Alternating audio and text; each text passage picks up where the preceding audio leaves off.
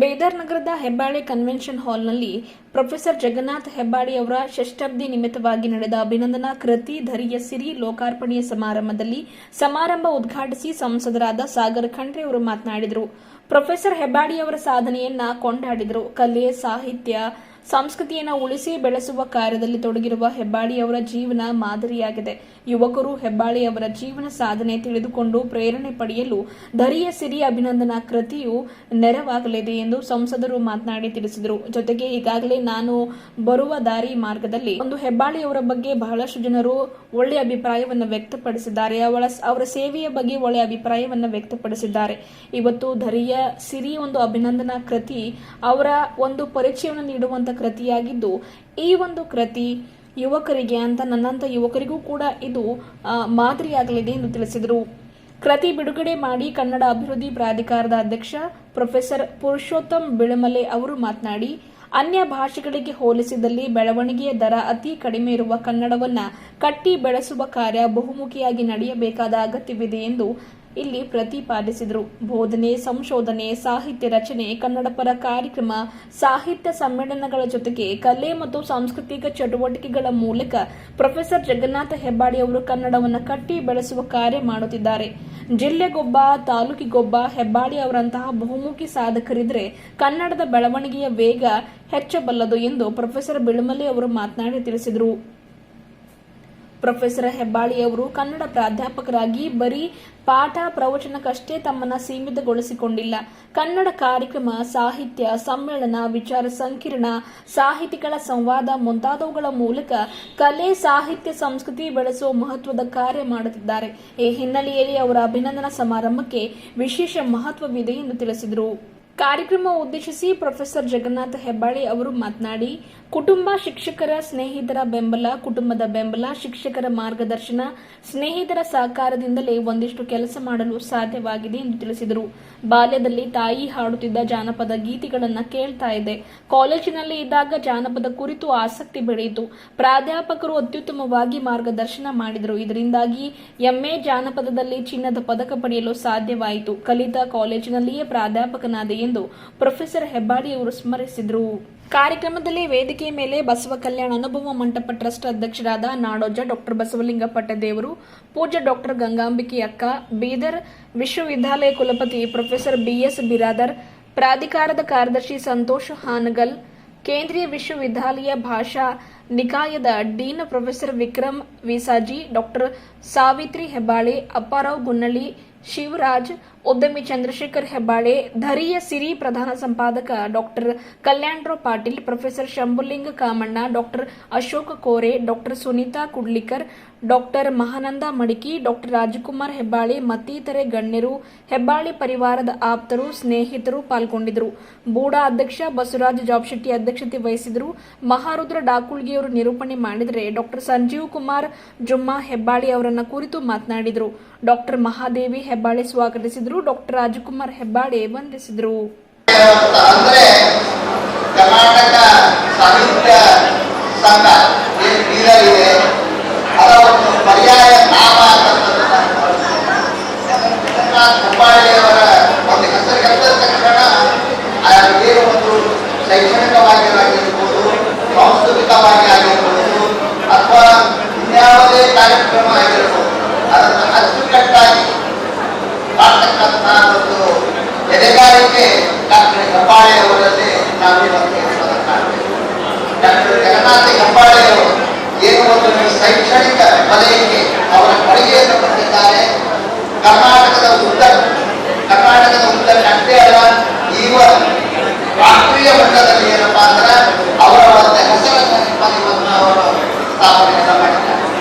Doctor Jagannath Hebbale ಅವರ ಸಂಶೋಧನೆ ಆಗಿರಬಹುದು, ಅವರ ಕೃತಿಗಳಾಗಿರಬಹುದು, ಅವರ ಒಂದು ವಿದ್ಯಾರ್ಥಿಗಳ ಬಳಗ ನಾವು ನೋಡಬಹುದು. ಎಷ್ಟು ಹೆಮ್ಮೆಯಿಂದ ಡಾಕ್ಟರ್ ಜಗನ್ನಾಥ ಹೆಬ್ಬಾಳೆ ಅವರ ಬಗ್ಗೆ ಅವರ ಒಂದು ವಿದ್ಯಾರ್ಥಿ ವೃಂದದವರು ಇವತ್ತು ನೆನ್ಸ್ಕೋತಾರೆ ಅಂತಂದ್ರೆ ನಾವು ಇಮ್ಯಾಜಿನ್ ಸಹಿತ ಮಾಡಲಿಕ್ಕೆ ಸಾಧ್ಯ ಇಲ್ಲ. ಅಂತಹ ಒಂದು ದೊಡ್ಡ ವ್ಯಕ್ತಿಯ ಇವತ್ತು ಅಭಿನಂದನಾ ಸಮಾರಂಭ ಏನಪ್ಪಾ ಅಂದ್ರೆ ಆ ಒಂದು ಡಾಕ್ಟರ್ ಜಗನ್ನಾಥ ಹೆಬ್ಬಾಳೆ ಅವರ ಅಭಿನಂದನಾ ಸಮಿತಿ ಏನು ಅವರ ವಿದ್ಯಾರ್ಥಿ ಬಳಗ ಮತ್ತು ಅವರ ವೆಲ್ ವಿಷಯಕ್ಕೆ ಎಲ್ಲ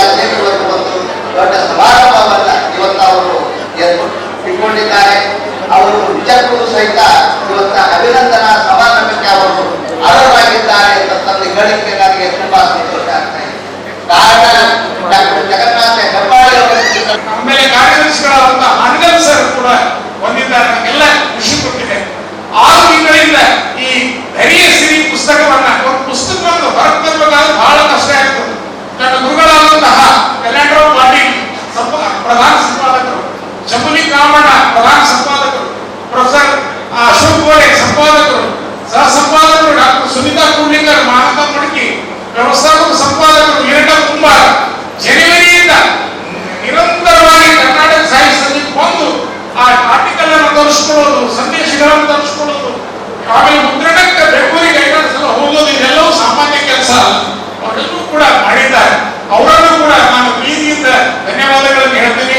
ಆಮೇಲೆ ಅನೇಕ ನನ್ನ ವಿದ್ಯಾರ್ಥಿಗಳು ಆ ಪುಸ್ತಕಕ್ಕೆ ಪ್ರೀತಿಯ ಮಾತುಗಳನ್ನ ಹಂಚಿಕೊಂಡಿದ್ದೀರಿ, ಪ್ರಶಂಸೆ ಮಾಡಿದ್ದೀರಿ, ಆಮೇಲೆ ಲೇಖನಗಳನ್ನು ಕಳಿಸಿದ್ದೀರಿ. ಎಲ್ಲಾ ಲೇಖಕರಿಗೂ ಕೂಡ ನನ್ನ ಕೃತಜ್ಞತೆಗಳನ್ನ ಸಲ್ಲಿಸ್ತೇನೆ.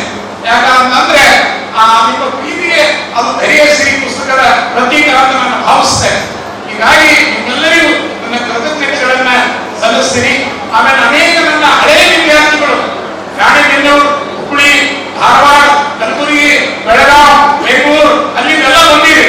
ನಮ್ಮ ಡಾಕ್ಟರ್ ಹೇಮಲತಾ ವಡ್ಡೆ ಮೇಡಮ್ ಅವರು, ಮೀನಾ ಕುಮಾರಿ ಕೋರಳ್ಕರ್ ಅವರೆಲ್ಲ ನಮ್ಮ ಬೆಂಗಳೂರು ಯೂನಿವರ್ಸಿಟಿಯಲ್ಲಿ ಅವರೆಲ್ಲರೂ ಬಂದಿದ್ದಾರೆ ಈ ಕಾರ್ಯಕ್ರಮದಲ್ಲಿ.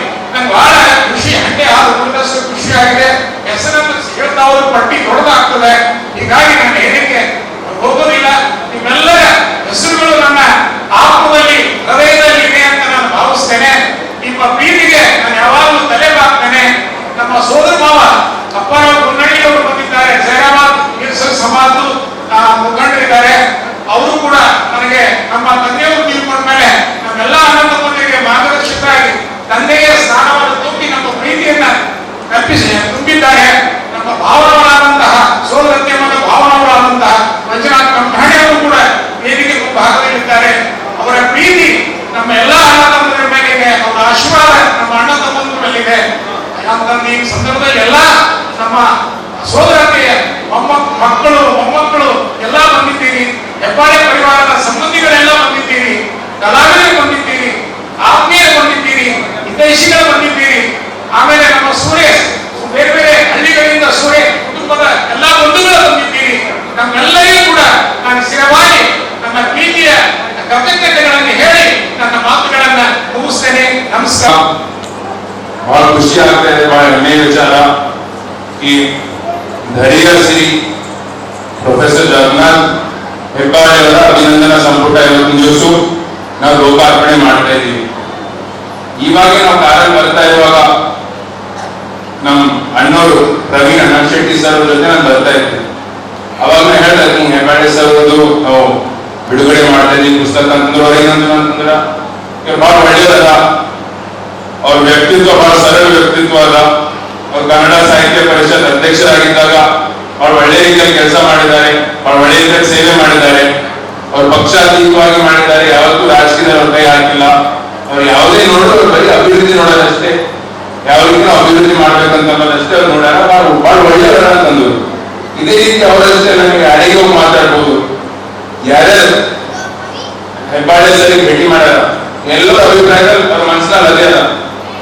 ಬಹಳ ಒಳ್ಳೆಯದಲ್ಲ, ಬಹಳ ಒಳ್ಳೆ ರೀತಿಯಲ್ಲಿ ಕೆಲಸ ಮಾಡಿದ್ದಾರೆ, ಬಹಳ ಒಳ್ಳೆ ರೀತಿಯಲ್ಲಿ ಸೇವೆ ಮಾಡಿದ್ದಾರೆ ಅಂತ. ಅದಕ್ಕೆ ಮೊದಲನೇದಾಗಿ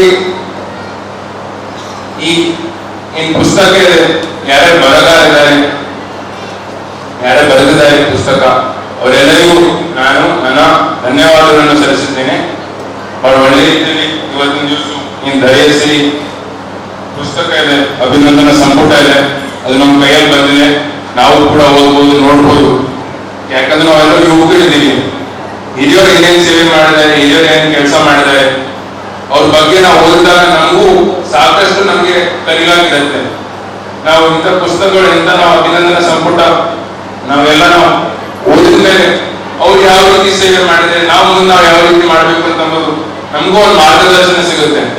ಯಾಕಂತಂದ್ರೆ ಹಿರಿಯರಿಗೆ ಅನುಭವ ಇದೆ, ಅವ್ರ ಅನುಭವದಿಂದಲೇ ನಾವೆಲ್ಲ ಯುವಕರು ನಾವು ಮುಂದೆ ಬರ್ಬೋದು, ನಾವು ಕೆಲಸ ಮಾಡ್ಬೋದು, ಮತ್ತೆ ಒಳ್ಳೆ ರೀತಿಯಲ್ಲಿ ಸೇವೆ ಮಾಡ್ಬೋದು. ಯಾಕಂತಂದ್ರೆ ಇನ್ನೂ ಕಲಿಯಲ್ಲ ನಾವು ಬಹಳಷ್ಟಿದೆ.